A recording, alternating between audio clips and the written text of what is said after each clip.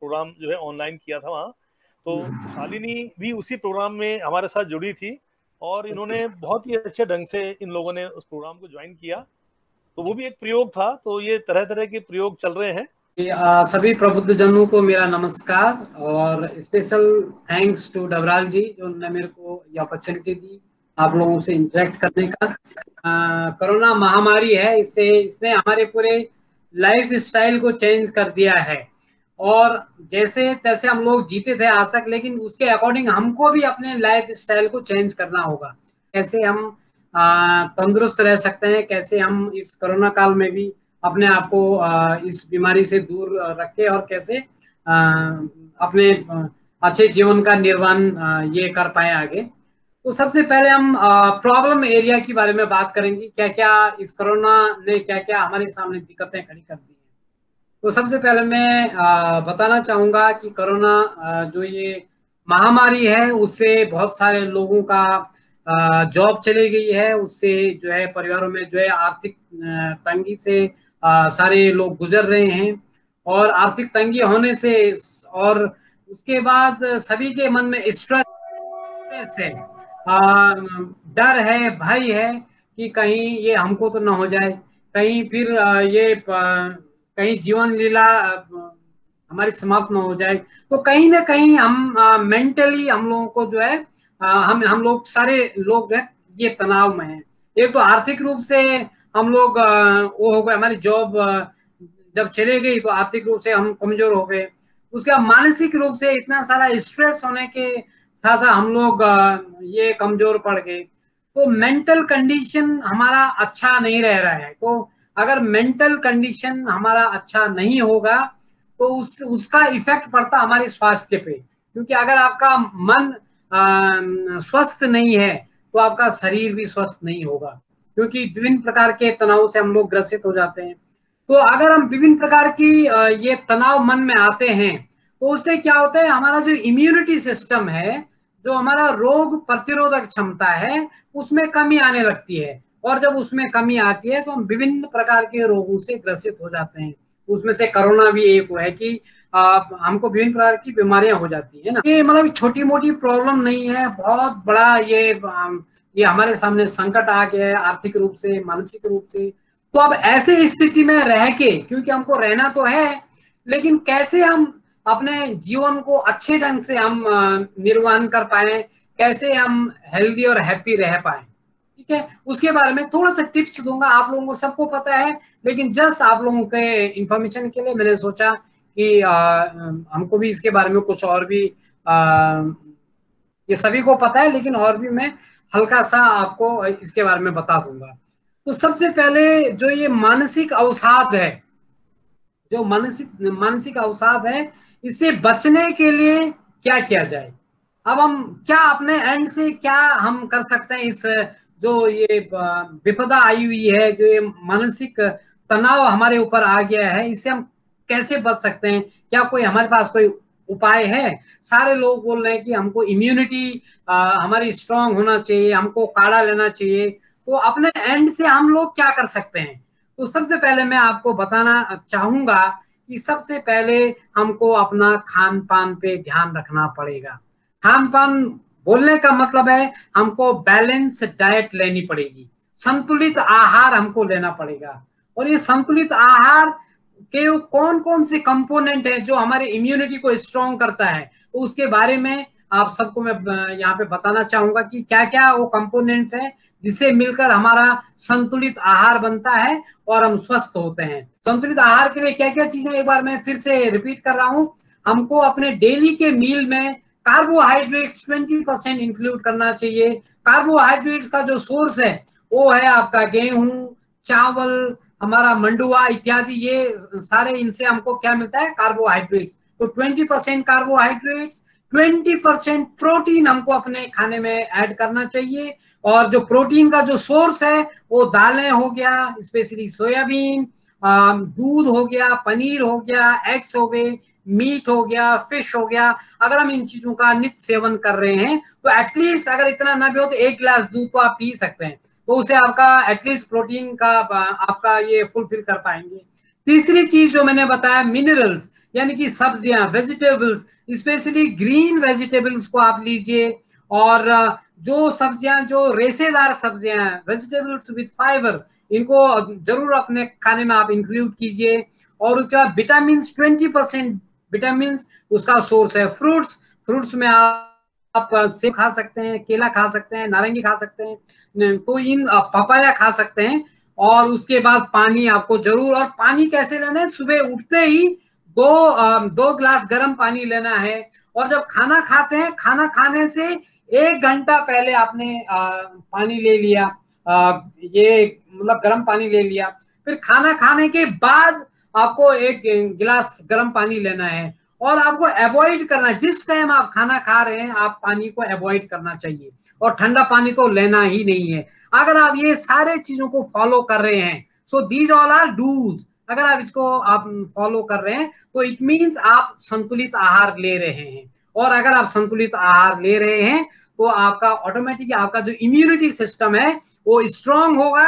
और आपका immunity system अगर स्ट्रांग होगा तो ये आप विभिन्न प्रकार की जो बीमारी है, जो कोरोना है, उससे, अगर बाय द वे मैं ईश्वर से प्रार्थना करूंगा कि किसी को भी ये ना हो, लेकिन अगर हो भी गया तो आप उसे लड़ पाओगे। आपका इम्यूनिटी जब स्ट्रांग होगा तभी जाके आप लड़ पाओगे। दूसरी चीज है, कुछ है मैं बताऊंगा आपको डोंट्स, क्या चीज हमको नहीं लेना चाहिए, तो मैं आपको बताऊंगा। हम जैसे फास्ट फूड है, फास्ट फूड हमको अवॉइड, और स्पेशली इस टाइम पे बच्चों की बड़ी आदत होती है फास्ट फूड खाने की, तो स्पेशली अभी इस टाइम पे कम से कम हमको, वैसे हमेशा अवॉइड करना है, लेकिन अभी जैसा ये माहौल चल रहा है, ये कोरोना का टाइम है, तो हमको जंक फूड को तो बिल्कुल अवॉइड करना है। जंक फूड से क्या प्रॉब्लम होती है मैं आपको बताता हूँ। जैसे कुरकुरे हो गए, चिप्स हो गए, आप लोगों ने देखा होगा, अगर कुरकुरे को आप उस पे कभी उसको आप जला के देखो, तो जलाने पे उसमें जो केमिकल निकलता है ना, एक काला काला सा, वो एकदम प्लास्टिक जैसा निकलता है। और आपको पता है कि प्लास्टिक हमारे बॉडी के लिए कितना हानिकारक है, कि प्लास्टिक जो है खाने से, आपको पता होगा कि जो मेडिकल साइंस ने ये प्रूव कर लिया है कि जो कैंसर होता है वो प्लास्टिक के कंज्यूम करने से ही होता है। तो मैं आपको बताना चाहूंगा कि आप लोग अगर प्लास्टिक के बर्तन में अगर खाना भी रख रहे हैं, अगर गर्म खाना कर आप रख रहे हैं, तो please avoid using plastic utensils. अगर आप उसको रखते हैं तो उसमें क्या होता है, वो हीट होता है, और हीट से उसका जो केमिकल है हमारे खाने में मिलता है, और वो खाने को हम ले लेते हैं और खाना खाते हैं, तो वो केमिकल भी हमारे बॉडी में चले जाता है, और धीरे धीरे ये विभिन्न प्रकार की बीमारियों को ये न्योता देता है। और जो चिप्स, इनको क्रिस्पी बनाने के लिए इनमें नाइट्रोजन मिलाया जाता है, और नाइट्रोजन से पता है आपको कितना हानिकारक, नाइट्रोजन से मेमोरी लॉस होता है, यानी कि याददाश्त हमारी कम हो जाती है। तो हमको ऑलवेज हमको we should avoid taking junk food, Kurkure हो गए, चिप्स हो गए, मैगी, बर्गर, मोमोज। अब मैं मोमोज का एग्जांपल दूंगा आपको। बहुत सारे लोग मोमोज खाने के बड़े शौकीन है, ठीक है, वो स्टीम में बनता है और वो मैदा से बनता है, तो कच्चा रहता है, हम ऐसे ही उसको खा जाते हैं, और जब ऐसे ही पेट में जाता है तो पेट में क्या हो जाता है, कॉन्स्टिपेशन, यानी कि कब्ज होने लगता है। और जिन जिन देशों में ज्यादा जंक फूड खाने का फैशन है, जैसे अमेरिका, चाइना, तो वहां पे अधिक से ज्यादा से ज्यादा लोग आंत के कैंसर के मरीज ज्यादा पाए जाते हैं वहां पे, इसलिए हमको तो बिल्कुल भी नहीं खाना है। तीसरी चीज मैं बताऊंगा, अधिक मीठा, यानी कि एक्सेस स्वीट भी हमको अवॉइड करना है। मीठा खाने से सबसे पहले हमारे दांतों को ये नुकसान पहुंचाता है। उसके बाद शुगर, मधुमेह रोग इससे होता है। तीसरी चीज है ओबेसिटी, यानी कि मोटापा। तो अगर इन चीजों से हमको बचना है तो हमको जंक फूड नहीं लेना है। और आपके बताऊंगा, आपके आपके किचन में ही ये कहा गया है कि व्हाइट पॉइजन है आपके किचन में। वो व्हाइट पॉइजन क्या क्या है, शुगर, सबसे पहले चीनी, चीनी को बोलते हैं व्हाइट पॉइजन। अगर आपको लेना है तो मॉडरेट वे में आप ले सकते हैं, ज्यादा नहीं। दूसरी चीज नमक, ये भी व्हाइट पॉइजन है आपके किचन का। उसके बाद आप ये मैदा हो गया, ठीक है। और आटा मैं आपसे ये आपको सजेस्ट करूंगा, अगर आप आटा लेते हैं तो जरूर, हमारे ये पहाड़ में तो प्रचुर मात्रा में ये मंडुआ होता है, पौधा होता है, तो उसको मिला के खाइए आप, ठीक है। और जो आखिरी चीज है फॉर्च्यून, फॉर्च्यून तेल भी हमारे लिए बहुत हानिकारक है। अगर आप इन सारी चीजों को अवॉइड कर रहे हैं तो ऑटोमेटिक आपका इम्यूनिटी सिस्टम स्ट्रांग होगा, और इम्यूनिटी सिस्टम अगर आपका स्ट्रांग होगा तो आप इस बीमारी से लड़ पाओगे। ठीक है, क्योंकि ये शरीर ही वह माध्यम है जो आपको आपके लक्ष्य तक पहुंचाएगा। ठीक है, और अगर शरीर हमारा अच्छा नहीं है, बॉडी हमारा फिट नहीं है, तो हमारा मन किसी भी काम में नहीं लगेगा, चाहे वो पढ़ाई हो या कोई भी काम है, वो काम हमसे नहीं हो पाएगा, क्योंकि जब तक शरीर आपका साथ नहीं देगा तो आपका मन ये अच्छा नहीं हो सकता है। तो ये तो हुए। अब हम क्विकली आपको एक्टिविटी थोड़ा मैं उसके बारे में बताऊंगा। ये तो खान पान के बारे में मैंने आपको ब्रीफली बता दिया है कि क्या क्या हमको लेना चाहिए, कैसे हमको अपने इम्यूनिटी को कैसे स्ट्रॉन्ग करना चाहिए, क्या डूज हैं क्या डोंट्स हैं। अब हम कुछ एक्टिविटी करेंगे। तो एक्टिविटी करने के लिए मैं सबसे पहले रिक्वेस्ट करना चाहूंगा आप लोगों से कि आप अच्छे ढंग से पहले बैठ जाइए, आलती पालती मार के बैठ जाइए, और अपने मोबाइल को आगे अच्छे ढंग से प्लेस कर दीजिए आप, और आरामदायक स्थिति में बैठ जाइए, और ऐसे जगह बैठने आपको जहां पे कम से कम डिस्ट्रैक्शन हो। तो क्विकली हम लोग कुछ ब्रीदिंग एक्सरसाइज करेंगे। और मैं एक चीज आपको बता दूंगा कि कोरोना जो है, जो कोरोना के जो पेशेंट है उनको ब्रीदिंग की ही प्रॉब्लम हो रही है, सारी प्रॉब्लम ब्रीदिंग से ही है। तो क्या हो रहा है, और उसके बाद वो ब्रेथ प्रॉपर ढंग से नहीं ले पा रहे हैं, और उनका जो लंग्स है ये सीधे इन्फेक्ट कर रहे हैं लंग्स को। तो लंग्स अगर हम प्राणायाम हम बराबर करते हैं तो उससे क्या होता है, हमारे लंग्स भी स्ट्रांग होते हैं, दूसरा हमारा इम्यूनिटी सिस्टम हमारा स्ट्रांग होता है, और अगर हम प्राणायाम कर रहे हैं तो हमारे क्या होता है, ऑक्सीजन को ज्यादा इंटेक करते हैं। जब ऑक्सीजन ज्यादा इंटेक होता है हमारे बॉडी में, तो सबसे पहले हमारे ब्लड को प्यूरिफाई करता है, ब्लड को प्यूरिफाई करता है, और उसके बाद हमारे इम्यूनिटी सिस्टम को स्ट्रांग करता है, और हमारी मेमोरी पावर को बढ़ाता है। तो बहुत बढ़िया है, अगर आप ये कर रहे हैं तो विभिन्न प्रकार के रोगों से आपको मुक्ति मिलती है। कपाल भाती, कपाल भाती का मतलब क्या होता है, कपाल बोलते हैं आपके स्कल को, माथे को, भाती का मतलब होता है शाइनिंग, चमक। तो इसमें इसमें क्या होता है, जैसे सपोज आपके सामने एक मोमबत्ती रखी हुई है, अगर आपको उसको बुझाना है फूंक से, तो आप उसको कैसे बुझाएंगे। सपोज यहाँ पे मोमबत्ती है, आप उसको कैसे बुझाएंगे, आप ऐसे बुझाने की ये कोशिश कीजिए। अब इसमें क्या होता है, इसमें जो आपका पेट है, जो आपका स्टमक है, वो अंदर को जाएगा, ये आपका स्टमक अंदर को जाएगा, लेकिन आपको मुंह से नहीं बुझाना है, ये आपको किससे, अपने दोनों नासिका से बुझाना है। तो अगर दोनों नासिका से आप इसको बुझाएंगे तो पेट आपका, देखो आप पेट मेरा, मैं आपको करके दिखा रहा हूं, पेट देखना, तो पेट आपका अंदर को जाएगा, और जो आप इसको कल्पना करनी है आपको मोमबत्ती को बुझाना है, तो आप कैसे करेंगे, देख लीजिए आप। तो ऐसे ऐसे आपको भी करना है इसको। वो भ्रामरी प्राणायाम में क्या करते हैं, इसमें इसमें यह पोस्चर इज इंपॉर्टेंट। इसमें दोनों अंगूठे से हम दोनों कान को बंद करते हैं, जैसे ये कान है आपका, तो ऐसे बंद नहीं करना है, ऐसे प्रकार आप इसको बंद करेंगे।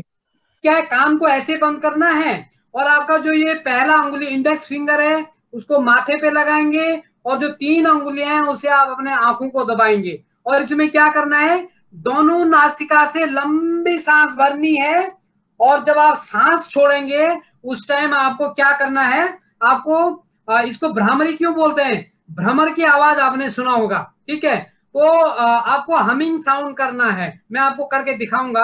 आपने ये इसका पोस्टर क्या है, आपने दोनों अंगूठे से अपने कान को बंद किया, मैं आपको करके दिखा रहा हूँ। एक अंगुली को आपने, इंडेक्स फिंगर को अपने माथे पे रखा, बाकी अंगुलियों से आपने अपने आंख को दबाया, उसके बाद मैं लंबी सांस ले रहा हूँ, और सांस में नासिका से ही छोड़ूंगा विद हमिंग साउंड। ये मैंने सांस लिया, अब मैं सांस छोड़ रहा हूं,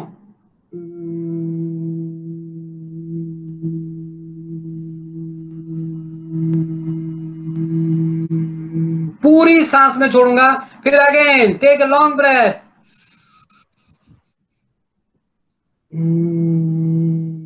ऐसे करके, और again breathe in,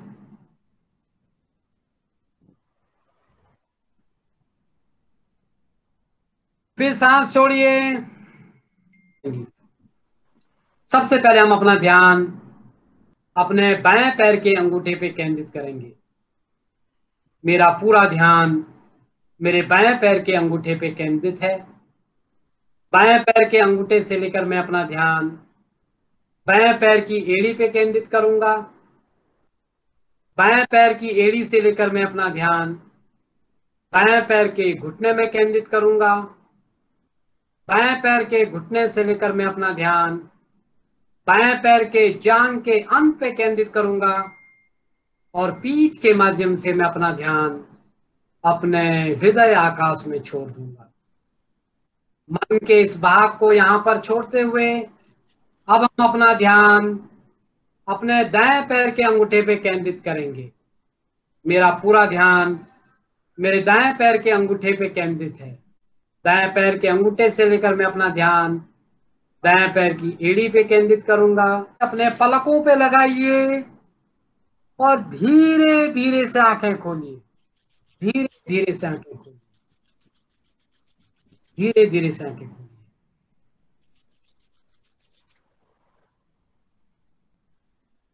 I hope सभी ने आंखें खोल दी होंगी। तो ये एक टेक्निक है, एक तकनीकी है, क्योंकि मन क्या होता है, चंचल होता है और चंचल मन को बस में करने के लिए एक बहुत अच्छी टेक्निक है मेडिटेशन। ये गाइडेड मेडिटेशन है। तो आपने भी ख्याल किया होगा हमारे मन 5 सेकंड भी हमारे बस में नहीं रहता है, लेकिन अभी अगर मैंने आपको गाइडेड मेडिटेशन किया तो आपने जहां जहां मैंने बोला वहां वहां आपका मन गया।